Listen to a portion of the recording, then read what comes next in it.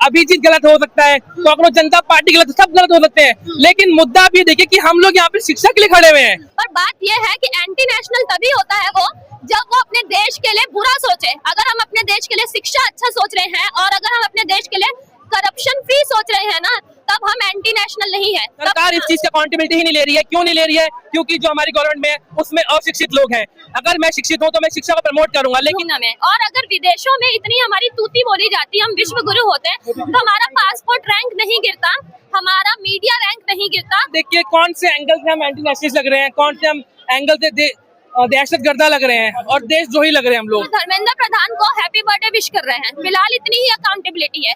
Ma'am 2014 से अब तक कितने एग्जाम लीक हो गए, कितने माफिया पकड़े गए। अब यहाँ पे 4000 ईवीएम वेस्ट बंगाल में या फिर कहीं पे भी जल रहे हैं, तो इसका मतलब ये नहीं है कि मोदी सरकार को चुना गया है। 1 लाख बच्चों के साथ भविष्य खराब करने का काम किया है।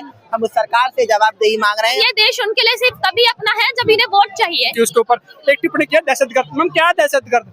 आतंकवादी हो गया कि क्या कहेंगे सर, आज जो सोनम वांगचुक है भूख हड़ताल पर बैठे, सरकार तो कोई जवाब नहीं दे रही, लेकिन आपका तो 9वां दिन हो चुका है।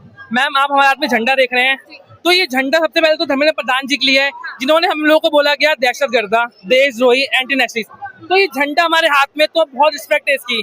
तो आपको हम देखिए कौन से एंगल से हम एंटी नेशनलिस्ट लग रहे हैं, कौन से हम एंगल से दहशतगर्दा लग रहे हैं और देशद्रोही लग रहे हैं हम लोग।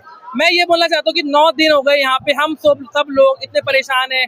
आप देख रहे हैं कि जून की गर्मी है और यहाँ पे हम लोग किस लिए लड़ रहे हैं? हम लोग लड़ रहे हैं शिक्षा के लिए।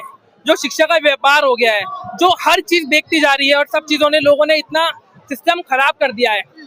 नीट का एग्जाम लीक हुआ, कोई उसमें अकाउंटेबिलिटी नहीं है। वो 16 से 21 बच्चों जिन्होंने सुसाइड कर लिया, मोदी जी हर एक छोटे छोटे ट्वीट करते हैं, तो आपको नहीं लगता कि उस चीज पे एक अपॉलॉजी, एक स्टेटमेंट किसी भी एक नेता से आना चाहिए कि हम ये कह रहे हैं कि आप कुछ मत कीजिए, सिर्फ इतना बोलिए कि नहीं, ये जो सिस्टम के खिलाफ हुआ ये बहुत गलत है और हम इसके लिए निंदा करते हैं। तो कुछ ऐसा सरकार से कुछ आ ही नहीं रहा। सरकार कब तक करेगी? मतलब कभी तो आपको जवाब देना पड़ेगा ना। क्यों सरकार को डर ही नहीं है अपनी नौकरी जाने का? सरकार ये कह रही है जिस तरीके से पेपर लीक हो रहे, माफियाओं को पकड़ा जाएगा। धर्मेंद्र प्रधान ने खुद कहा था कि कहीं ना कहीं जो पेपर लीक हुए हैं उसका मुझे दुख है, उस पर क्या कहेंगे? मैम 2014 से अब तक कितने एग्जाम लीक हो गए, कितने माफिया पकड़े गए। अभी आपको पता होगा पुणे में एग्जाम हुआ, अभी की बात है, वो लीक हुआ ही नहीं हुआ। टीटी का एग्जाम, हाँ, कुछ एग्जाम था वो लीक हुआ है। तो मैं ये कह रहा हूँ, नीट इतने बड़े आंदोलन के बाद, उसके बावजूद भी आज भी चीजें हो रही हैं, आज भी लीक हो रहा है। उसके बाद सरकार सिर्फ बोल रही है, हर बात से बोली जाती है, कभी कुछ किया जाता है? आप मुझे बताइए, 1 लाख से ज्यादा स्कूल बंद हो गए। अभी आए दिन आपने सुना होगा कि 14 कोचिंग सेंटर कहीं पे बंद, शायद जयपुर में या कहीं बंद करे हैं। माफियाओं को पकड़ा जाएगा, कब पकड़ेंगे? कौन पकड़ेगा? मैम ये हर साल माफिया को पकड़ते हैं, हर साल छूट जाते हैं। 1-2 महीने जेल में रहेंगे, 1-2 महीने फिर वो बाहर आ जाएंगे। ये हर साल पकड़ते हैं। मगरमच्छ पकड़ते हैं, ये खुद बोलते हैं हमने इस मगरमच्छ को पकड़ लिया, उसे पकड़ लिया। अरे वो फिर कहाँ मगरमच्छ आप पकड़ते हो तो कहाँ है? सिस्टम को डीप क्लीन करने की जरूरत है। मैं चाहता हूँ कि सफाई ऊपर से नहीं, सफाई अंदर से हो। कौन करेगा डीप क्लीन? बीजेपी सरकार तो 12 साल से यहाँ पे। सरकार इस चीज की अकाउंटेबिलिटी ही नहीं ले रही है। क्यों नहीं ले रही है? क्योंकि जो हमारी गवर्नमेंट में है उसमें अशिक्षित लोग हैं। अगर मैं शिक्षित हूँ तो मैं शिक्षा को प्रमोट करूंगा, लेकिन जो अनपढ़ लोग हैं, जो शिक्षा के लिए प्रायोरिटी नहीं है, तो वो शिक्षा को प्रमोट ही नहीं करेंगे। आपको नहीं लगता कि शिक्षा को प्रमोट करना चाहिए? यहाँ पे मैं बोल रहा हूँ, ठीक है अभी चीज गलत हो सकता है, कांग्रेस जनता पार्टी गलत, सब गलत हो सकते हैं, लेकिन मुद्दा आप ये देखिए कि हम लोग यहाँ पे शिक्षा के लिए खड़े हुए हैं। ये तो आप सब सही बोलोगे ना कि जो एग्जाम लीक हुआ वो गलत था। हर एक इंसान से पूछिए, इवन जो लोग सपोर्टर्स है दूसरी पार्टी के, वो भी बोल रहे गलत था। जो बच्चों की सोसाइटी वो गलत थी, तो अगर वो गलत है, आप उस चीज के लिए आप आ जाइए यहाँ पे। आप मत आइए बीजेपी के सपोर्ट के लिए, आप मत आइए सीजेपी के सपोर्ट के लिए, आप उन बच्चों के सपोर्ट के लिए तो आ सकते हैं। अगर आपको लग रहा है कि सिस्टम में डिफॉल्ट है, शिक्षा में डिफॉल्ट है, तो आप उसके लिए खड़े होइए। पढ़ाई क्यों जरूरी है? शिक्षा इसलिए जरूरी है ताकि हम सही को सही और गलत को गलत बोल सके, ना कि इसलिए कि बड़े आप लोगों पे आरोप लगता है कि आप लोग जो आंदोलन कर रहे हैं उससे बाकी बच्चे भड़क रहे हैं। भड़क नहीं रहे, लोगों को जागरूक कर रहे हैं। क्योंकि आज की डेट में आज ये हाल है सिस्टम का, एजुकेशन का, तो 10 साल बाद 20 साल बाद क्या हाल होगा? आप खुद बताइए कि शिक्षा का स्तर कितना नीचे जा चुका है, कितना फंड आता है शिक्षा के लिए, कितना कम हो चुका है बजट। जनता तो खुद ही मोदी सरकार को चुनती है, पहले भी पेपर लीक हुए हैं। मोदी सरकार को चुनती नहीं है, ईवीएम हैक हो जाता है, ईवीएम जल जाता है। यहाँ पे बात यह है कि मोदी सरकार को कोई भी नहीं चुन रहा है फिलहाल। अगर ईवीएम यहाँ पे 4000 ईवीएम वेस्ट बंगाल में या फिर कहीं पे भी जल रहे हैं, तो इसका मतलब ये नहीं है कि मोदी सरकार को चुना गया है। बीच में इतने सारे फ्लोर स्किप होके सीधा उस फ्लोर पे आग कैसे लगती है जहाँ पे ईवीएम थे। और रही बात कि यहाँ पे आप कह रहे हैं कि मोदी सरकार कह रही है वो जिम्मेदारी लेगी, अकाउंटेबिलिटी लेगी, तो इन्होंने अकाउंटेबिलिटी फिलहाल इतनी ही ली है कि वो धर्मेंद्र प्रधान को हैप्पी बर्थडे विश कर रहे हैं। फिलहाल इतनी ही अकाउंटेबिलिटी है।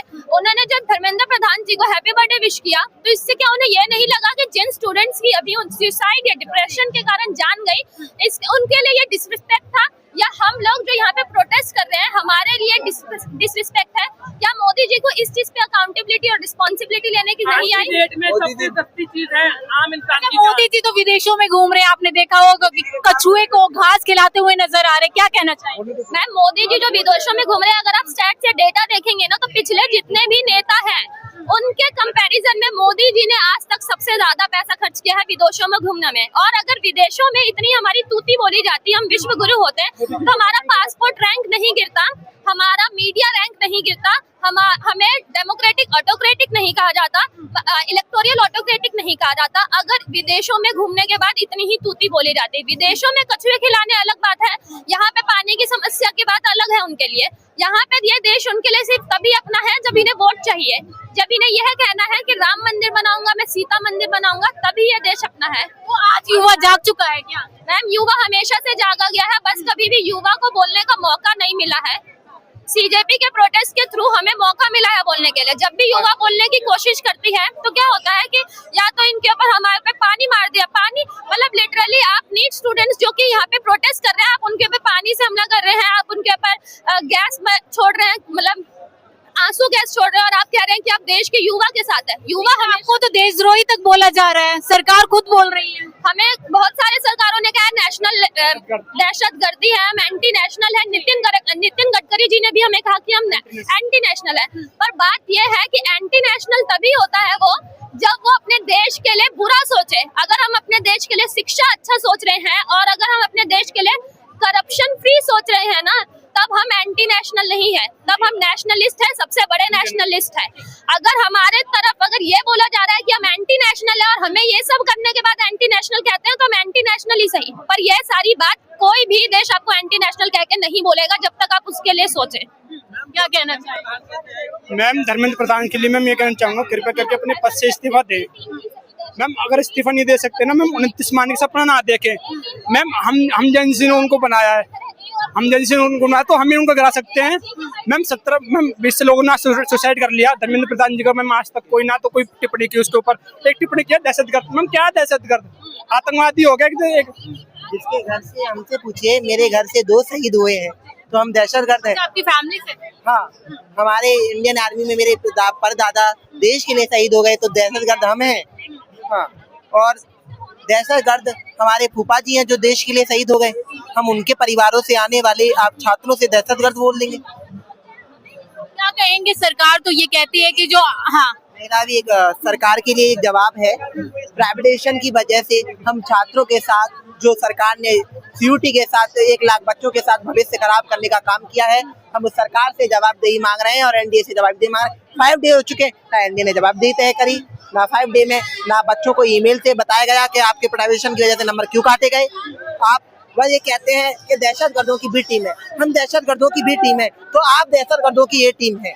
क्योंकि सरकार को क्या कहना चाहेंगे? सरकार से कहना चाहते हैं कि छात्रों की सुने, धर्मेंद्र प्रधान इस्तीफा दें और एनडीए को रद्द किया जाए। जो एनडीए सीयूटी हो, नीट हो जैसे मामलों में चुप्पी शादी हो, उस सरकार में जो मंत्रालय हो वो नहीं होते।